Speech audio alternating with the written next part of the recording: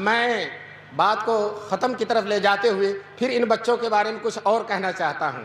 یہ بچے جو حافظ ہوئے ہیں، حدیث میں رسول پاک صلی اللہ علیہ وسلم فرماتے ہیں جس کا بیٹا ناظرہ پڑھ لیتا، سنیے گا غور سے، جس کا بیٹا ناظرہ پڑھ لیتا ہے، قرآن دیکھ کر فر فر فر فر پڑھ لیتا ہے، اللہ تعالیٰ باپ کے اگلے پچھلے گناہ معاف کر دیتے ہیں، حدیث میں ہے۔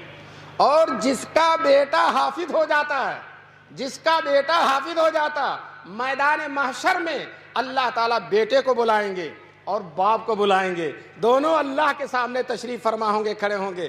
اللہ اس بیٹے سے کہے گا جو حافظ ہے کہ بیٹے پڑھو، واعوذ باللہ، ابھی آپ کے سامنے پڑھا نا، آپ نے سنا نا، تو ابھی سے پڑھنے کی مشق کر رہے ہیں، انشاءاللہ میدان محشر میں بھی پڑھیں گے، جم کے پڑھیں گے۔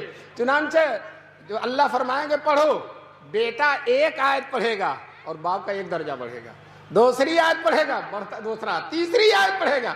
قرآن میں جتنی آیتیں ہیں جنت کے اتنے ہی درجات ہیں، بیٹا پڑھتا جائے گا اور باپ کے درجے بڑھتے چلے جائیں گے۔ دوستو، اس وقت وہ لوگ جن کے 6 بیٹے تھے، 5 بیٹے تھے، ایک کو بھی حافظ قرآن نہیں بنایا، وہ کفے افسوس ملیں گے، کاش کہ ایک بیٹے کو حافظ بنا دیتے تو آج ہمارا بھی درجہ اتنا بلند ہوتا۔ دوستو، اس وقت بہت زیادہ انسان محتاج ہوگا، اس وقت انگلش میڈیم کام نہیں آئے گا، اس وقت کوئی اور چیز کام نہیں آئے گی، اس وقت یہ حفظ قرآن کام آئے گا، یا عالم کام آئے گا، یہ دیندار کام آئے گا، یا اللہ والا کام آئے گا۔ اور دوستو، میں آپ سے بتا دوں، ہم میں سے ہر ایک کو قبر میں بھی جانا ہے، اور قبر سے اٹھ کر سیدھے ڈائریکٹ میدان محشر میں جانا ہے، اور وہاں ایک ایک عمل کا حساب دینا ہے۔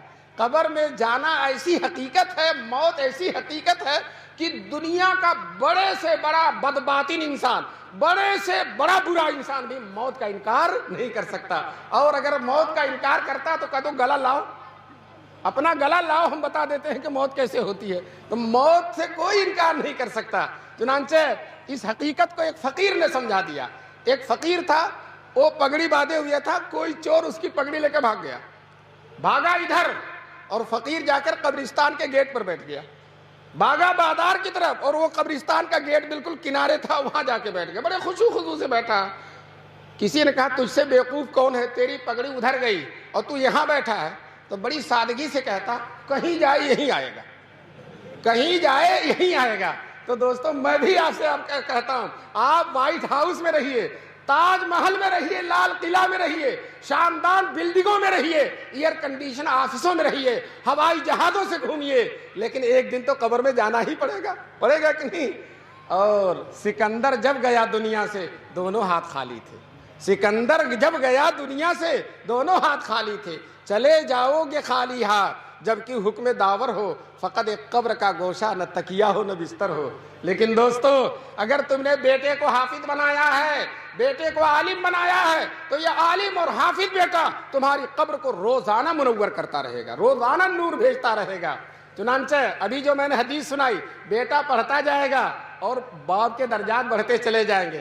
ہمارے دارالعلوم دیوبند کے سابق شیخ الحدیث حضرت مفتی سعید صاحب رحمۃ اللہ علیہ، اللہ ان کی قبر کو نور سے بھر دے، وہ اس حدیث کو سناتے تھے تو ایک پرلطف بات کہتے تھے ڈنڈا کھایا بیٹے نے اور درجہ بڑھ رہا باپ کا، ڈنڈا کھایا بیٹے نے اور درجہ بڑھ رہا باپ۔ میں ڈنڈا کھایا اس لیے کہہ رہا ہوں، یہ جو چھوٹے چھوٹے بچے حافظ ہوئے ہیں، پوچھئے مار کھایا کہ نہیں کھایا؟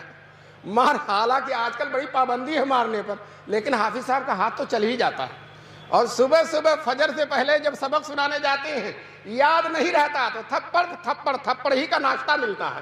تو اسی کی طرف مفتی صاحب نے اشارہ کیا، ڈنڈا کھایا بیٹے نے اور درجہ بڑھ رہا باپ کا۔ کیوں؟ باپ نے قربانی دی ہے، باپ نے اس کو انگلش میڈیم میں نہیں بھیجا، باپ نے اس کو سعودی عرب نہیں بھیجا، باپ نے اس کو کارخانوں میں ملازم نہیں کیا، باپ نے اس کو سڑکوں اور گلیوں پر آوارہ گھومتے ہوئے نہیں چھوڑا، بلکہ بڑے جذبے کے ساتھ، بڑی محبت کے ساتھ باپ نے لا کر مدرسہ اشرف العلوم میں اس کا داخلہ کرا دیا۔ تو باپ کی قربانی ہے، آج قربانی پانے کا صلہ ہے۔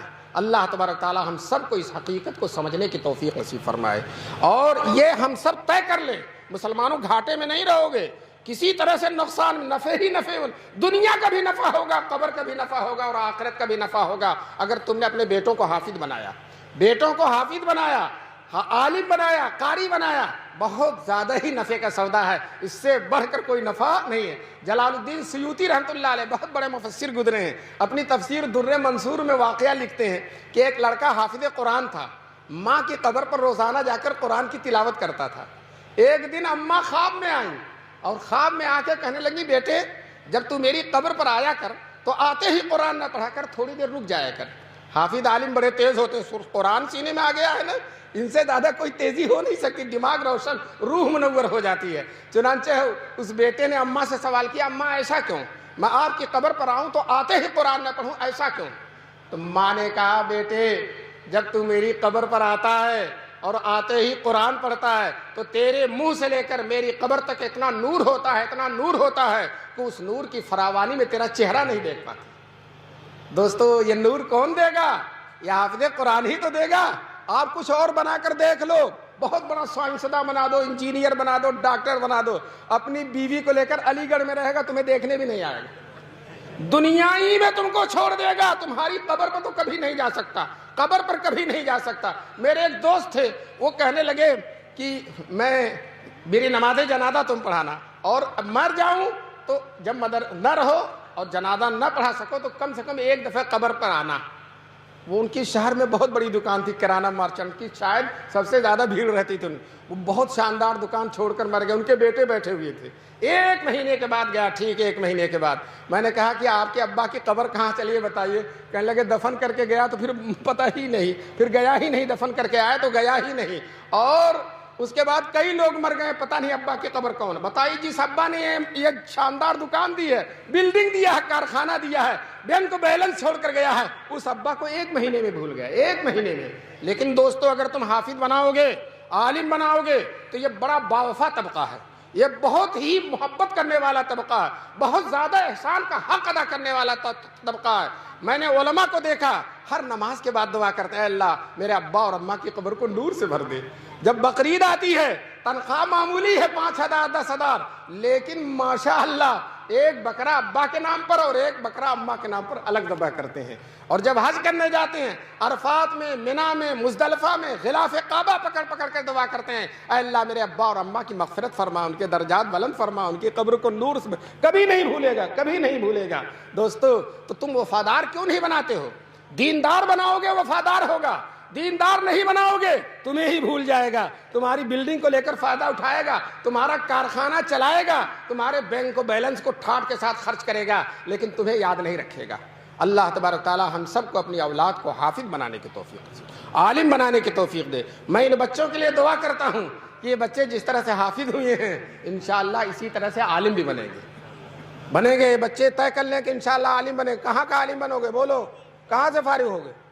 دیوبند کہو نا زور سے، دیوبند سے فارغ ہوں گے، اتنے لوگ ہیں، دعا کر دیں گے انشاءاللہ۔ بہرحال اس حمید پور کا سلسلہ دیوبند سے شاندار طریقے سے جڑ گیا ہے۔ وہ جس کے ابھی ترانے میں آپ نے سنا تھا نا کہ اس وادی کا ہر گوشہ سیراب ہے جوئے یثرب سے، تو میں کہتا ہوں کہ دارالعلوم جو جوئے یثرب سے سیراب ہے، اس جوئے یثرب سے سیراب مدرسے سے ماشاءاللہ یہ مدرسہ بھی سیراب ہے، یہ مدرسہ بھی سیراب ہے۔